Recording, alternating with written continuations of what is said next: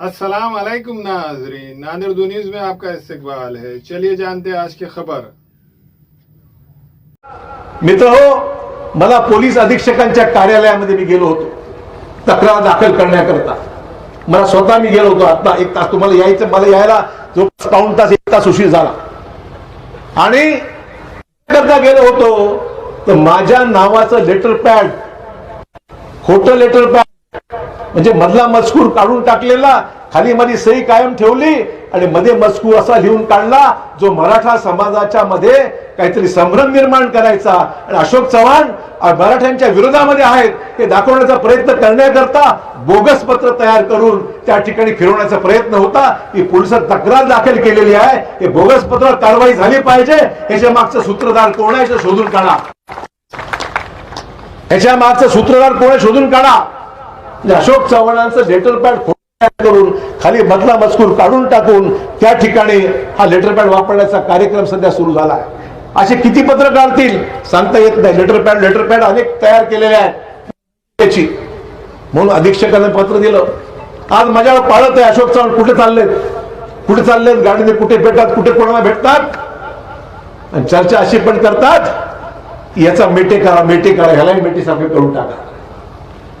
मला हे जे कोण करतंय त्यांना फक्त एवढंच सांगायचं आहे, अशोक चव्हाणांचा जीव गेला तरी हरकत नाही.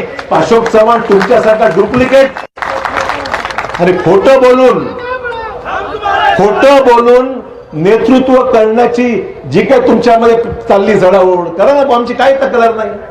आमची कुठं तक्रार आहे? आम्ही तुमचं नाव एकदाही घेत नाही. रोज जो काही कार्यक्रम चालू आहे आम्हाला म्हणतो, आम्हाला सांगण्यापेक्षा बाबा तुझ्या बहिणीला जाऊन सांग ना काय बोललं आणि काय बोललं नाही पाहिजे. मला काय सांगतो तू? हा सगळा कार्यक्रम सध्या सुरू आहे. हा सगळा दुर्दैवाने उल्लेख यासाठी मला करावा लागला. मला उल्लेख करायची गरज नव्हती, पण माझ्यावर हा प्रसंग आणण्याचा प्रयत्न जो काही सुरू आहे तो प्रयत्न हा अतिशय केविलवाणा आहे. म्हणजे लोकांची मनं जिंकता येत नाहीत. हा कार्यक्रम सुरू झालाय सध्या. दुर्दैव म्हणजे कुठल्या खालच्या थरावर जाऊन हा कार्यक्रम ज्यांनी सुरू केलेला आहे.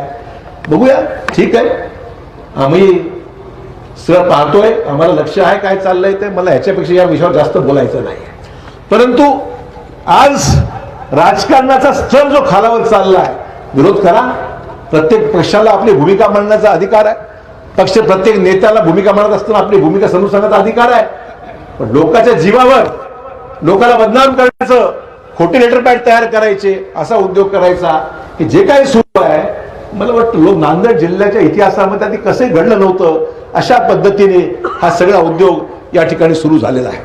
असो मित्रांनो, या ठिकाणी हा विषय मुद्दाम उल्लेख केला कारण की मी आत्ताच तक्रार देऊन माध्यमांना मी सांगितलंय की मी काय याच्याबद्दल भूमिका घेतलेली आहे.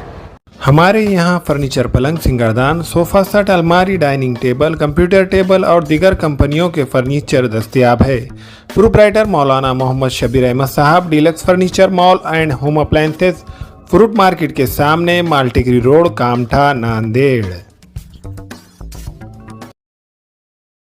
हामिला खवातीन और औरतों के दीगर इमराज, नॉर्मल और ऑपरेशन से बच्चों की पैदाइश, बातपान, बच्चादानी की गांठों और अपेंडिक्स, हार्निया का इलाज और ऑपरेशन की सहूलत मौजूद. Doctor Khan Sara Nudrat Mavin nursing home and fertility centre, चावल वाला कॉम्प्लेक्स, SBI बैंक के ऊपर, देगलूर नाका, नांदेड़. फैशन साड़ी सेंटर में दूल्हा और दुल्हन से लेकर बच्चों तक के लिए बेहतरीन डिजाइन के कपड़े मौजूद. सिल्क साड़ी, कांजीवरम साड़ी, बनारस साड़ी, कॉटन साड़ी वो रेडीमेड, गरारा, शरारा और लांचा Punjabi dress material, jeans, T shirt के अलावा कोट पैंट, शेरवानी दस्तियाब है. Fashion sari centre, Srinagar, workshop road, Nanded. अस्सलाम वालेकुम, मैं अखिल मिर्जा. हमें उम्मीद है कि आपको हमारा चैनल अच्छा लगता होगा. लेटेस्ट न्यूज अपडेट के लिए देखते रहे नांदेड़ उर्दू न्यूज, और न्यूज के पसंद आने पर लाइक, शेयर और सब्सक्राइब करना ना भूलें.